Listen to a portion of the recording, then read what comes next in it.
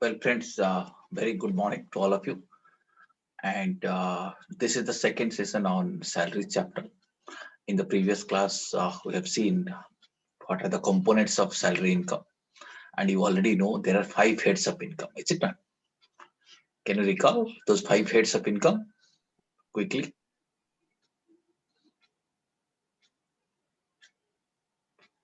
Can any one of you tell me?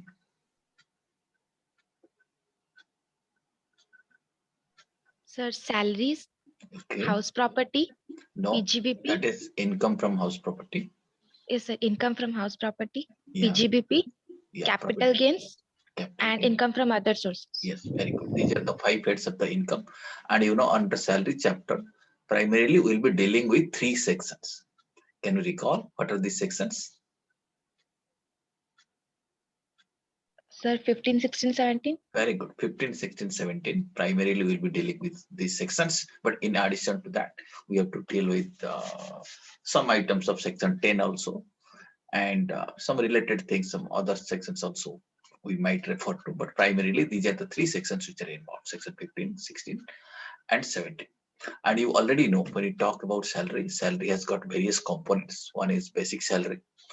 Then there are other components are also there. Let us say gratuity is there, leave engagements are there. These are certain components. And some allowances are also there. We'll be learning the concept of allowances. In addition to that, perquisites also forms a part of salary. Perquisites means some non-monetary benefits which are given by the employer to employee. They also form a part of salary. Plus profit in lieu of salary, that concept also we'll be learning. That also forms a part of salary. Salary includes many components like this. But one thing is essential here, that what is called as employer-employee relationship. Employer-employee relationship is a must in order to tax certain income as salary under the head salary. Okay. So friends, in the previous class we have finished one concept, that is gratuity. Let us very quickly recapitulate that part, then we'll move ahead. I'm going to share the screen with you.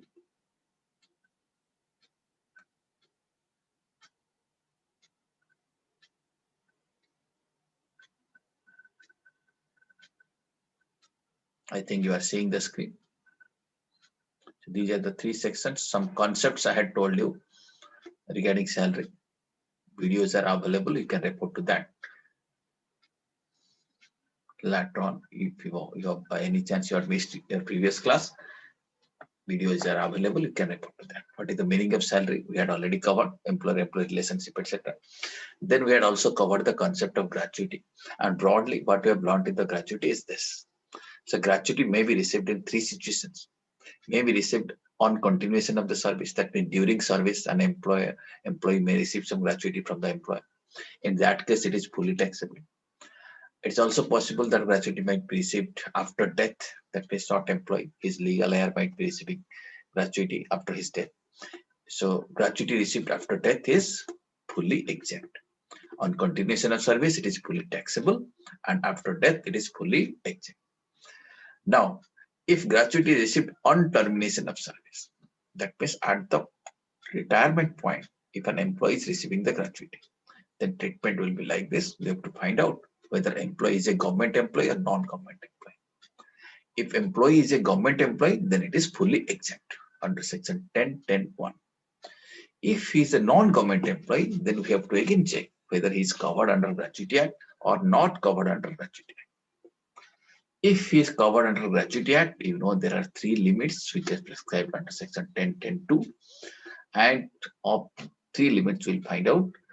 The three limits, let me show you subsequently. You have already seen these are the three limits. You see, actual gratuity receipt, statutory amount of 20 lakh, 15 days salary for each completed year of service or a part thereof exceeding 6 months completed on 26 days per month basis.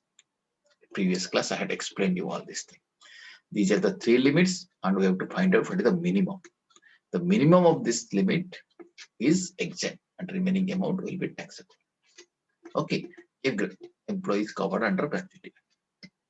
If he is not covered under Gratuity Act, then also exemptions are available under section 10.10.3. Three limits are also there, but three limits are slightly different. You can see these three limits. These are the three limits. Actual gratuity receipt, statutory amount of 20 lakh. These two things are common, but third limit here say instead of 15 days salary, it says half month salary for each completed year of service. Okay, I think you have understood the example which you have done in our previous class. Yes or no? Gratuity part is clear to you? Yes, sir. Okay. Now, if that is clear, now we'll moving to the next concept. Today we will start with this concept, leave encashment. Okay.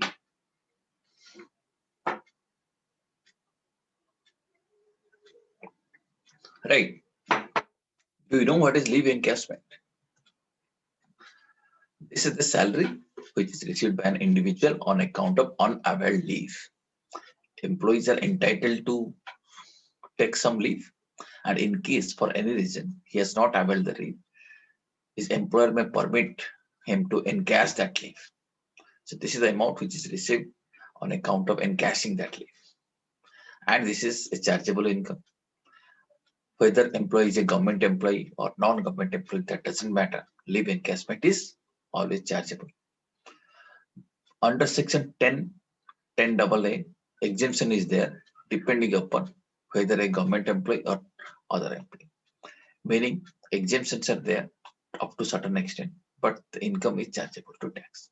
Did you understand what is leave encashment? Did you understand that concept? What is that? Yes, sir. Yeah. So again, I repeat, this is the amount which is paid by the employer to employee when employee encashes leave. Employee is not availing the leave, but rather he want a cash reward on account of that leave. Okay, treatment will be like this. You can look at this chart. Okay, now you can see there might be three situations. Can you see the situation? What is the first situation here? Can you read? On continuation of On service. On continuation of service. That means service is there. Employee is continuing in this service.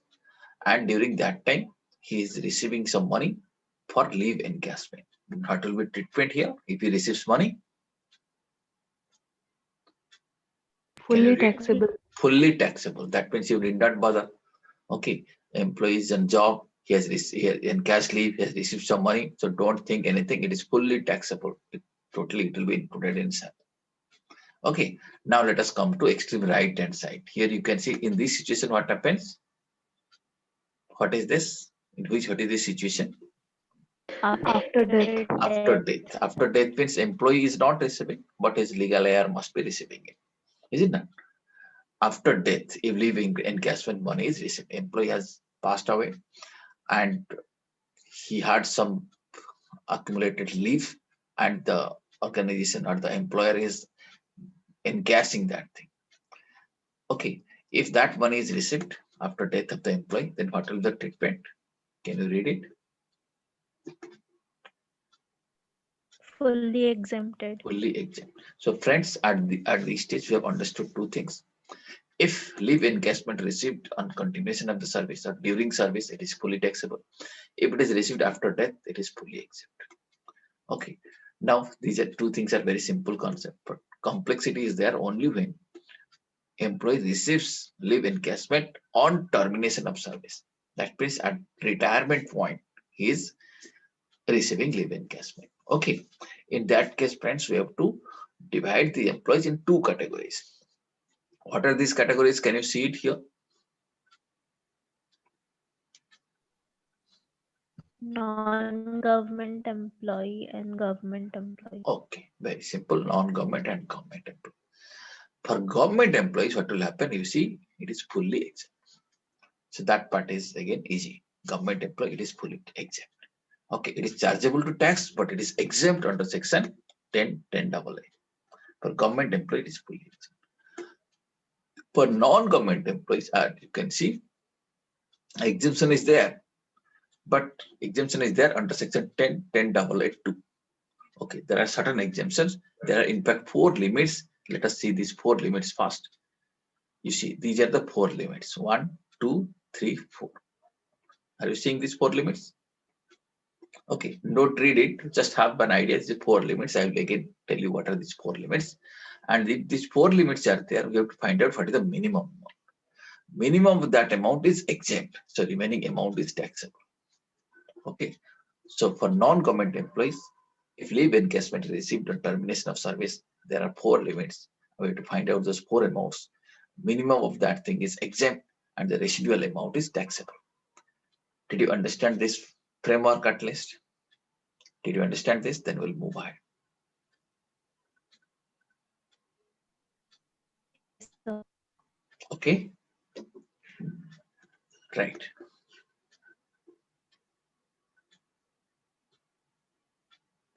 Now, what I told you, I'm trying to explain you once again. Leave encashment received on continuation service, whether by government employees or non-government employees, are fully taxable. Received after death, whether by government or non-government employees, are fully exempt. But when leave encashment is received on termination of service, for government employees, it is fully exempt.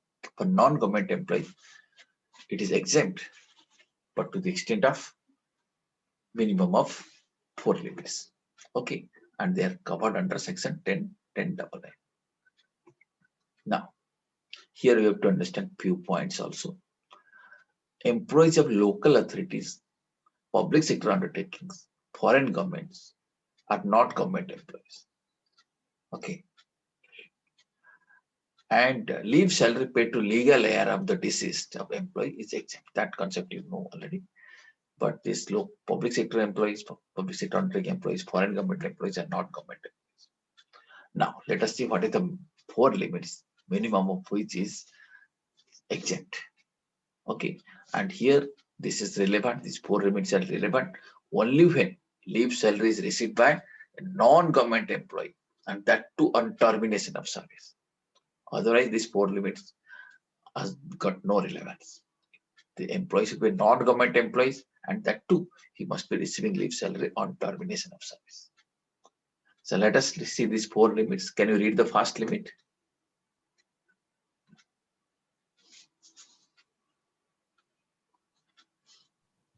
actual amount received. So very simple. First, most of the cases under this chapter, you will see first limit is always actual amount received. So actual amount of leave salary, we have to take it. Second amount,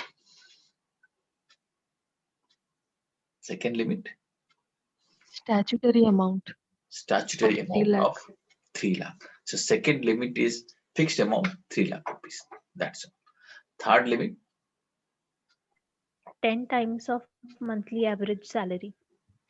10 times of monthly average salary. Here we have to compute this. So first we'll calculate average salary, then into 10. So 10 into average salary. But now question might be coming to your mind, how to compute that average salary? Friends, here average salary shall be computed on the basis of last 10 months salary. Is it clear to you? So 10 into average salary of last 10 months. Did you understand the third limit? Yes, sir. Now, let us come to the fourth limit.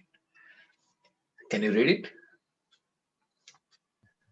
Maximum 30 days salary for each completed year of service after deducting leave actually availed. Friends, you see the concept here. Maximum 30 days salary for each completed year of service.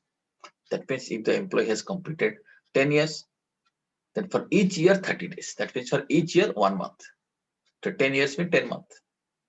Okay, so maximum 30 days salary for each completed year of service after deducting leave actually availed. Let us say 10 years he has completed, 10 months is due, but he has actually taken leave for 2 months. So minus 2 months. So 8 months we have to take. Okay. Again, you read it, maximum 30 days salary for each completed year of service after deducting leave actually availed. That is our fourth limit. How to compute? You see 1 month into completed year of service. You will find it out how many years has been completed. On that basis you can compute. Minus leave actually availed in months. Since I am taking year in months, here also I will take leave actually availed in months into average salary per month. Okay, this is how we can compute. Okay, is it clear to you? Yes, Yes, sir. sir. Yes or no? Yes, sir. Okay. Now you see, again, you see, for some key points, we have to remember what it says, each completed year of service. That means fraction is to be ignored. Suppose employee has completed, let us say 20 years and 11 months. So how many years you have to take? 20 years or 21 years? Employee has completed 20 years and 11 months. 20 years. 20 years you have to take because law has said completed a year of service. Nowhere it has said or a part thereof exceeding 6 months. It has not said. So we have to take only 20 years.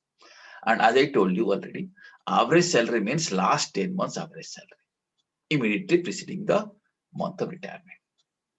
And here salary means basic salary plus DA if it forms a part of retirement benefit plus commission fixed as a percentage of turnover. Okay, it means basic salary plus DA when DA forms a part of retirement benefit plus commission if it is fixed as a percentage of turnover. This is the meaning of salary for the purpose of leave encashment. Is it clear to you? Yes, sir. Once again, I show you those limits. What are these? Actual amount received. You can note down the key points. We'll do an exercise very quickly. So first amount is what? Actual amount received. Second, 3 lakh. Third thing, 10 times of monthly average salary. Are you noting it down or not? Point 4, Yes. maximum 30 days salary for each completed year of service after deducting leave actually availed. Okay, so these are the 4 limits, and this is applicable only when leave salary is received by non-government employees on termination of service. You note down all these 4 limits. Okay, now let us quickly do an exercise so that it can be easily understood. Give me a moment for that.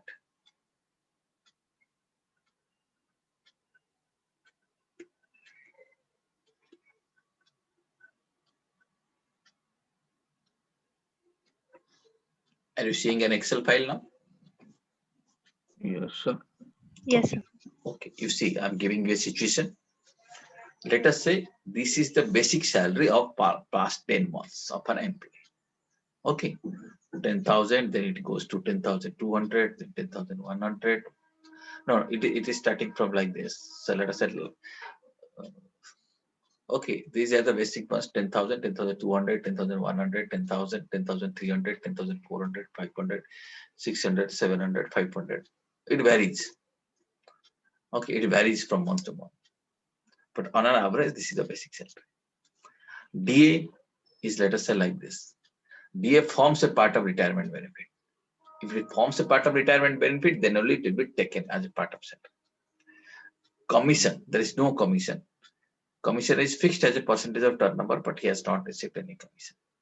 So if you find this is the total salary, okay, this part is clear, total salary is available. So total salary of past 10 months is 1,54,950 and average salary is 15,495. Okay, after this, is it clear? Yes, sir. Now let us try to understand the situation. Situation here is that leave already encashed earlier. How much leave has already happened? And here situation says how many days? 45 days. 45 days means 1.5 months. You can take it months or in 45 days. And situation also specifies completed year of service is how much? 27 years and 7 months. If 27 years, 7 months, how many years we should take? 27 or 28? 27. 27, very good. 20. 27, right. Now, amount received on leave encashment, how much? How much is received? 5 lakhs. 5 lakh. Now you have to compute how much will be exempt and how much will be taxable. Okay, I had already told you, please all the four limits you have already noted. First, let us find out all these things. Average salary. Let us calculate average salary. Average salary we have already computed. How much? 15,495. Is it done? This is what average salary. Okay. Are you seeing it? Average salary. Yes, sir. Now, completed year of service. How many years? 27 years, 7 months, but we have to take 27 years. Leave actually availed. How many months? 1.5 months. Okay. Now question already says what is the actual receipt? 5 lakh. You know this thing. This is the first limit. Is it done? First limit is 5 lakh. Leave encashment actually received 5 lakh. Question says 5 lakh. Are you clear? Yes. Second limit is statutory 3 lakh rupees. That also you know. Second limit, is it clear? Yes. What is the third limit? 10 months average salary for each company. 10 months average salary is here.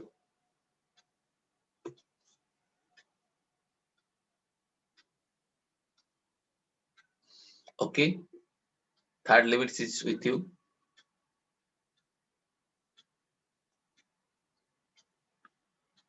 Fourth limit is what? 1 month into completed year of service minus leave taken into average salary. If you compute, this is the amount.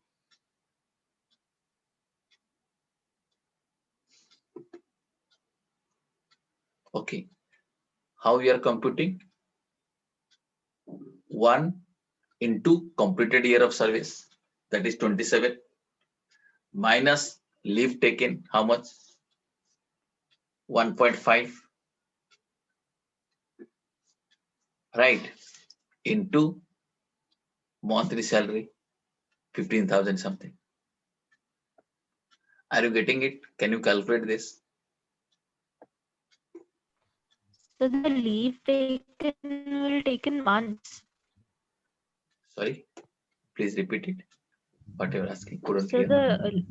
the leave taken that we have to deduct, leave taken that we have to take in Yeah, months leave or taken, days. you see, leave taken is how much? 1.5 months, right? So We'll take it 1.5, in months. you will take it in months. Okay, I'll show you first. You have understood. First, let us see. I'm showing you this figure I'm computing here in this thing. Okay, let us compute this thing. This figure. What says 1 month into completed year. So what I will do, you just watch here, equal to 1 month, 1 into completed year, how much? 27. Yes or no? Yes, sir. Or let me write then, let me type it. 1 into 27, then you can understand. 1 into 27, 1 month into completed year of service. Okay. Then what we'll do, let me take it in the bracket. That means 1 into 27 means 27. Okay. Minus how much you will have? Leave taken. Leave taken how much? 1.5. Minus 1.5. Okay. So this into minus 1.5, again I am putting a bracket. So this is one figure. Okay. Then into what? Average salary. Average salary is how much? 15,000. How much? 495. 495. Are you understanding this formula? Yes, sir. Okay. Now I'm pressing. I'll click enter. You see, this is the answer. 395,122.5. You can round it off or 495 to 123. Okay. Did you understand the fourth calculation? Yes, sir. Yes, sir. I repeat, what is the first limit? Actual receipt. No issue. Statutory limit, no issue. Then 10 months average salary means average salary into 10. Okay, that will come to 1,54,950. Fourth limit, as I discussed, 1 month. That means 1 month for each completed year of service. 1 into 27 minus leave taken 1.5 multiplied with. So after doing this thing, let us say 1 into 27 minus 1.5. This is the number of months multiplied with salary, average salary, 15,495.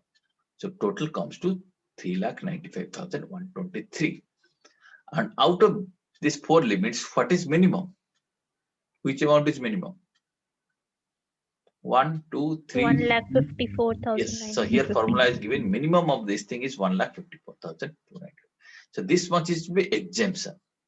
What is taxable? 5 lakh minus this much. This is taxable.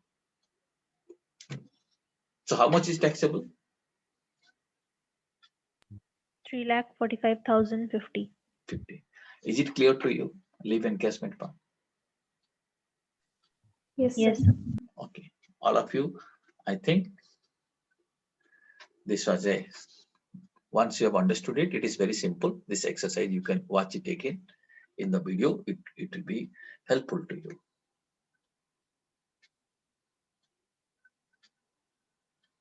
Okay. Going to share the screen with you once again, PPT files. Now, did you understand now? This is the concept which we are discussing so far. Again, you can have a look at these 4 limits: actual amount, statutory amount, 10 times of monthly average salary, maximum 30 days salary for each complete year of service after deducting leave actually happened. Okay. The what I explained you right now, the entire thing is summarized in this chart. You can have a look. Received during the period of service, fully exempt. Received on retirement, superannuation or otherwise, by government employee, fully employees, by other employees. List of the following is exempt. 1, 3 lakh. Actual salary, actual leave salary received. 10 months salary on the basis of average salary of 10 months preceding retirement. Cash equivalent of on leave, on availed leave based on last 10 months average salary on his credit at the time of retirement. And leave entitled cannot exceed 30 days per year of actual service. The entire concept is explained in this chart. I think it is clear to you. Leave encashment part. I feel all of you are confident that you will be able to compute it. Yes or no? If you say yes, Yes, I'll move Yes, further. sir. Okay. Yes, sir. Okay. For your revision, you can watch the video once again. It will be available on YouTube. Now, friends, the next concept, which is gratuity, is over. Right, leave encashment is over. The next concept, as you see, what we are going to learn is, what is this? Pension. Pension. Let us see about the pension. Most of you must be knowing what is pension. You know it or not? Yes, sir. yes. All of you know what is pension? Can you tell me briefly what is that? The amount received after retirement. After retirement. Okay. Whether it is received periodically or in a lump sum? Periodically. Periodically. Normally it is received periodically, but you'll find that sometimes it can be also received as lump sum. Some people can receive it at lump sum. How they'll receive? They might be having an option to commute it. If they commute the pension, they can receive that lump sum.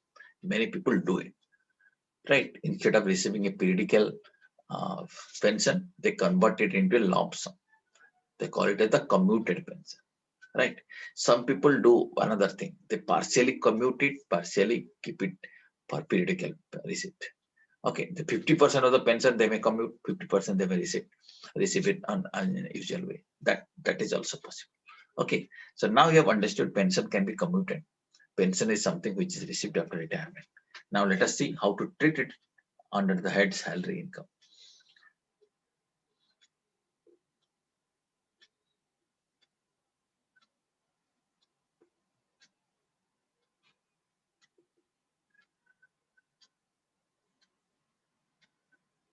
Yeah, as you can see the chart, pension. This is the regular periodical payment received by employee after his retirement. This can be commuted or uncommuted. When I say commuted, means paid in lump sum instead of periodically. The present value of projected pension is computed. In future, let us say employee would have received this much of money. The present value of that money is computed and is paid to employee as in the form of commuted pension. When it remains uncommuted, then employee receives the payment periodically. So here it is paid periodically instead of lump sum. Okay. Sir, commuted means? Commuted means converting the periodical payments into one lump sum. Let us say employee may receive 10,000 rupees per month for 30 years. Okay, that can be converted, let us say 50 lakh rupees as of now. Present value of all these payments, future payments are there, so that can be brought to their present value. Okay. Okay, sir. Are you getting or still some doubt? No, sir. Okay. Clear. Commuted means pension paid in lump sum. At one time it is paid. It will not be paid on regular basis. But when you receive it at one time, so you'll be receiving more. Is it not? In a lump sum, you'll be getting a big amount. Yeah. Yes, friends. Now let us see the treatment. For this treatment, we have to refer to this chart. Okay, and you have to help me in understanding this chart. As you can see, pension can be received, or you can say three possibilities are there. First possibility is that, can you read it here? What's the first possibility? Uncommuted pension. Uncommuted pension. That means regular pension, periodic pension. Every month the employee is receiving. So what is the treatment for that?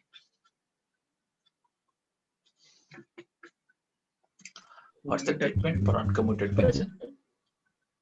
Fully taxable, right? Fully taxable or not? Yes, sir. Fully taxable means just we have to include it in salary. Under salary, you have to just include it. It is fully taxable. Okay. Now, when we come to pension after death, the last category, it is called as family pension. Why it is family pension? Because employee is not receiving. Employee's family members is receiving. Employee has already passed out. So pension received after death is a family pension. If it is a family pension, whether there is any employer-employee relationship between the payer and recipient? No, sir. No. So should it be taxed under the head salary? No. No. Sir. Because basic condition is not met. Money is not flowing from the employer to employee. So if that is so, family pensions or the pension received after death of the employee shall be taxed under which head? Can you see it? Income from other sources. Income from other sources. That is not salary. Okay. So two concepts are clear now. Uncommuted pensions are fully taxable, and pension received after death are taxable, but not under the head salary. It will be taxable under the head income from other sources. Now, complexity is there when we come to commuted pension. Commuted pension, we have to treat employees, we have to divide employees in two categories, government and non-government. If the employee is government employee, then it is fully exempt. Okay. Right? If employee is a non-government employee, then treatment will be given under section 10(10)(a)(2). Here we have to see, again we have to check non-government employee. What we have to see? We have to see whether he is receiving gratuity or not receiving gratuity. If he receives gratuity, then 1/3 is exempt. How much? If he receives gratuity, 1/3. 1/3 will be exempt. If he doesn't receive gratuity, then exemption will be more. How much exemption? If he doesn't receive gratuity, Half. half. Okay, that's simple thing. Commuted pension, non-government employee, he is receiving gratuity, 1/3. Not receiving gratuity, half. That's what you have to remember. Uncommuted is fully taxable. Family pension is taxable under the head income from other sources. Government employees commuted pension fully exempt. Did you understand this? Yes, sir. Okay. what I told you, again, you can read it in this slide. Uncommuted pension, whether received by government or non-government employees, fully taxable. Commuted pension by government employees, fully exempt. Commuted pension received by non-government employee, if he receives gratuity, 1/3 of the amount of pension which he would have received had he commuted the whole of the pension, shall be exempt under section 10(10)(a)(2). If he doesn't receive gratuity, half of the amount of the pension which he would have received had he commuted the whole pension shall be exempt under 10(10)(a)(2). Pension after death, that is family pension, is taxable under the head income from other sources. It's not exempt. Okay. And when you say government employee includes central government, local authority, statutory corporations, judges of High Court, Supreme Court. Okay. Okay. Pension received from United Nations organization is exempt under section 10(10)(a). Here you have to see, again, I'll show you the chart, what is written here. If he, can you read it here? Receives gratuity. Receives gratuity or doesn't receive gratuity. Here I'm not saying whether he's covered under Gratuity Act, not covered under Gratuity Act. Sometimes students may get confused. Here, whether he's covered under Gratuity Act, not covered under Gratuity Act, that doesn't matter. You have to see whether he's receiving gratuity or not receiving gratuity. Therefore, it is specifically said coverage under Gratuity Act is not relevant. Receipt of gratuity is relevant. Okay, now one more concept we have to see. The relief under section 89. When a person commutes income, commutes pension, what will happen? The entire pension, which he should have received over a period of time, he is receiving at one point of time. Is it not? Consequently, he is receiving a big amount in a particular assessment year. And because of which he might have to pay more tax. Why he will pay more tax? Because now he will be taxed at a higher slab. Is it done? Yes or no? If you receive the entire premium in law in one assessment year, then your tax will be more because you'll move to a lower slab to higher slab. Agreeing or not agreeing? Yes, sir. Okay. So in that case, what will happen? The employee can claim a relief under section 89(1). What is 89(1)? I'll be teaching you subsequently. Maybe today or next session, I'll be teaching you what is 89(1). So he can claim relief under section 89(1), showing that, you see, I am receiving the entire money in one assessment year, because of which I moved to the higher slab.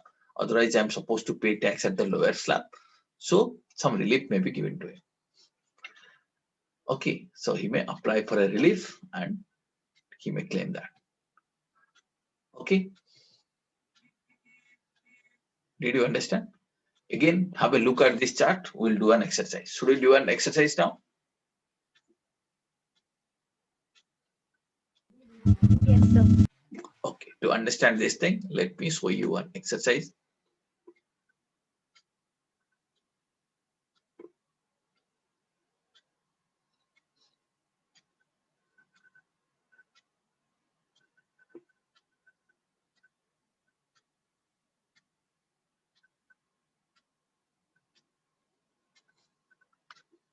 Now,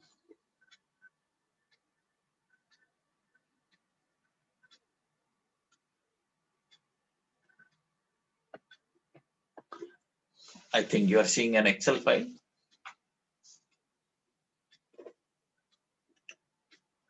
Are you watching it? Yes, sir. Yes, sir. Yes. Now you see, Mr. X got 50% of his pension commuted and receives how much? 12 lakh. 12 lakh. Find how much taxable amount if A, X is a government employee, B, X is a private sector employee, and X is covered under payment of gratuity act. X is not covered under payment of gratuity act. X is in receipt of gratuity. X is not in receipt of gratuity. 4 situations you have to compute. First, you see, he has received a commuted pension of 12 lakh. If he is a government employee, as you know, the entire amount is exempt. Fine. So no doubt, no query on this. Government employee, entire amount is exempt. Second case, he is covered under Gratuity Act. So we are not sure whether he has received gratuity or not.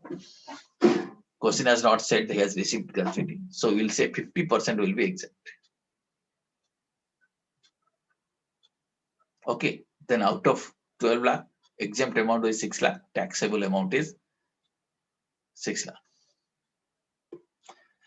If he is not covered under Gratuity Act, then also we don't know whether he has received or not. So he has not received. Exemption is 50%. Half 6 lakh is exempt, 6 lakh is payable tax. Are you understanding? But Yes, however, if he has received gratuity, covered under Gratuity Act doesn't matter. He has received gratuity, then 1/3 is exempt. So 0.33, accordingly 4 lakh is exempt, 8,000 is payable. And if he doesn't receive gratuity, then half, that is 0.5 is exempt. 6 lakh is exempt, 6 lakh is payable. Are you getting? Yes, sir. Yes, sir.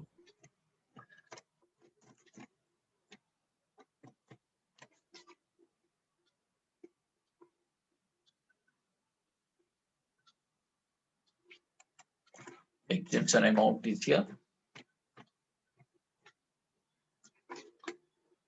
And taxable amount is also here. You can easily find out. And exemption rates are also.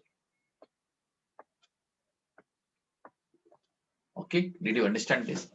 So what we learned from here is that whether employee is covered under Gratuity Act or not covered, that doesn't matter.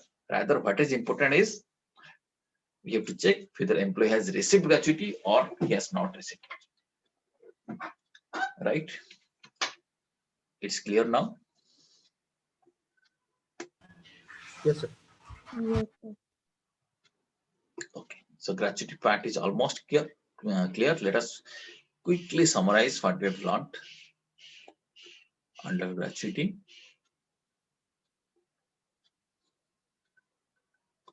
Okay, this is what I had shown you. No, sorry, pension part is clear. I told gratuity. You see, pension part. Let us summarize what you have learned under pension. It can be commuted, uncommuted, fully taxable, commuted. Employees of central government, local authorities, statutory corporation, members of civil services, defense services, etc. are fully exempt. Other employees, if the employee is received of gratuity, then 1/3 is exempt. If the employee doesn't receive gratuity, half is exempt.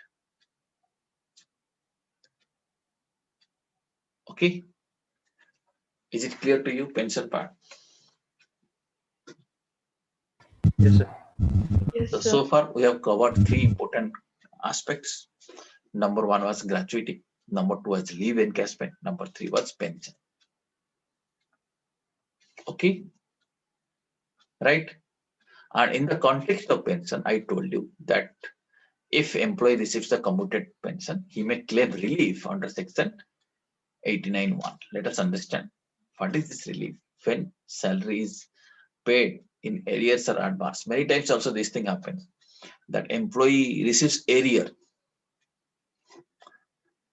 Yes or no? Arrears means past several months salary employee receives in a lump sum, or sometimes employee also receives advance salary in lump sum. And when someone receives salary in lump sum, he in fact receives salary for more than 12 months, and consequently he automatically moves to a higher slab and he has to pay more tax.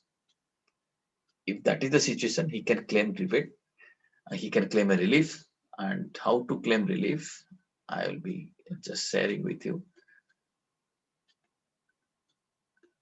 Let us understand this concept. Now, if you read these provisions of section 89, you need not read it to its entirety, just you have to understand this, a brief idea. So when an assessee is in receipt of a sum in the nature of salary being paid in arrears or advance, or in receipt of it, receipt in any financial year, a salary for more than 12 months. When it is lump sum, it is more than 12 months. Okay, if he's receiving any amount in the nature of salary for more than in a lump sum, and because of which or due to which the total income is assessed at a rate higher than that at which it would otherwise have been assessed. Suppose it would otherwise have been assessed at 20%. Now, since you are receiving the entire amount, so you are moving from 20% slab to 30% slab. So you are now being assessed at a higher slab instead of your usual slab. Then an assessing officer shall, on an application made to him on behalf, grant a relief. Then AO may grant a relief for that thing. This application can be filed online. Online, when you are filing the return, this application can be filed, and accordingly, it will be granted by AO. And one can also calculate how much relief one can get. If you visit to the income tax department's website, you can find a calculator. Earlier, I had already shown you. You can go to the income tax department's website, www.incometaxindia.gov.in. There you can find a link, tax tools. Inside the tax tools, you can find certain calculators. Here you can find the calculator for relief under section 89. If you give the data, it will automatically calculate how much relief will be allowed to you. But while filing the return, you have to also make online application. Okay, return will automatically prompt you to file online application. So on that basis, you can claim relief. Is it clear to you? Did you understand what is the relief? Relief is basically, it is calculated like this. So what will happen? We'll say, suppose we are receiving the entire money today. How much tax we have supposed to pay? Then we'll assume as if we are receiving in various years, how much tax we would have paid if we distribute the income over the period. Then the extra amount what I am going to pay or what I am supposed to pay right now today, that extra amount will be allowed as a relief. So that assessee doesn't suffer. Just because he has commuted the pension, just because he has received arrears of salary, he should not suffer. So the income will be distributed over the period for which he has earned this income. And the extra amount which is payable right now will be allowed as a relief. Did you understand this?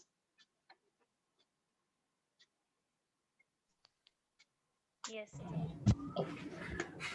Should I show you? Okay, and this time let me show you the use of that calculator so that it will be easier for you. Just a minute.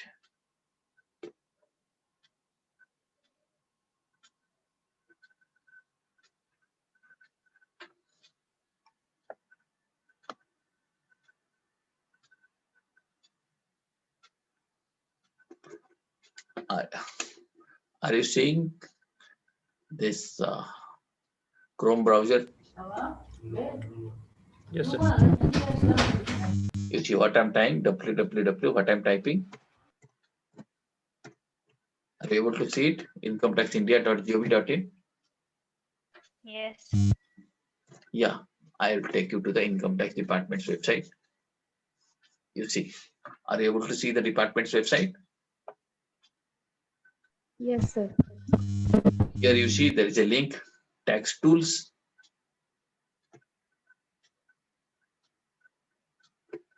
If I go here, you see calculators are available. We are looking for this rebate calculator. You see these many calculators are available. Here is a calculator. You see relief under section 89. Are you able to see it? If you click here,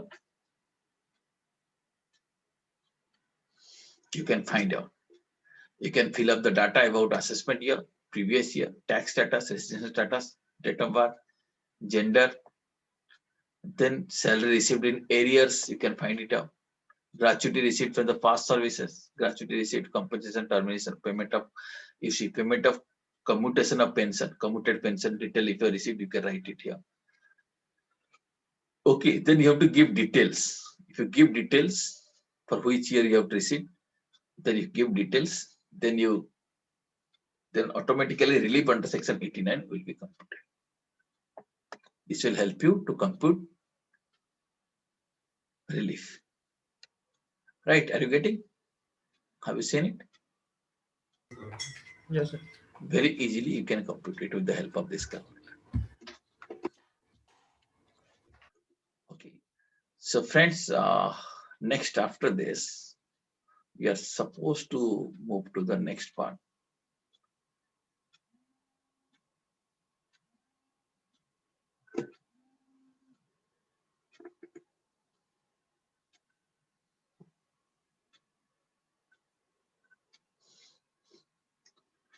Yeah. Next item we are going to learn, item number 5, is about the retrenchment compensation. Retrenchment means employee is removed from the services. Okay, here you have to remember what is this retrenchment compensation. This is a compensation which is paid on cancellation of the contract of service by the employee. So this is the compensation for loss of service. In fact, employee is losing the job, and for that employer is paying a compensation. For this, treatment will be like this: retrenchment compensation. You have to see, as you can see from here, you can watch from the chart. Exemptions are allowed under section 10(10)(b). If it is received under any scheme approved by central government, then it is fully exempt. If it is received under any other scheme, then treatment under section 10(10)(b). 3 limits are there. As usual, minimum of that thing is exempt, otherwise it is taxable. Okay, meaning retrenchment compensation under a scheme approved by central government is fully exempt. Otherwise, exemptions is there, minimum of the 3 limits. Let us see what are these 3 limits. These 3 limits are like this: actual amount received, statutory amount of 5 lakh, the amount calculated as per section 25(f)(b) of Industrial Dispute Act. What is that? This is something similar which you have already seen in the gratuity. How did you compute it? You see 15 days salary, 15 days average pay for each completed year of continuous service or a part thereof exceeding 6 months, computed on 26 days per month basis. I think we have already seen this kind of thing. So you have to compute 15 days salary for each completed year of service or a part thereof exceeding 6 months, computed on 26 days per month basis. So these are the 3 limits. Least of these things will be exempt, and remaining amount will be taxable. So what we'll do, friends, we'll do one exercise on this retrenchment compensation on our next session. Today we are going to close our session here itself. Okay, do you have any query? From retrenchment compensation onwards, I'll be teaching you in your next session. Okay, friends, any query you have? No, sir. Okay, thank you very much. Let's catch up in your next session. Thanks a lot. Thank you. Thanks, sir. Thank you, sir. Thank you, sir. Thank you.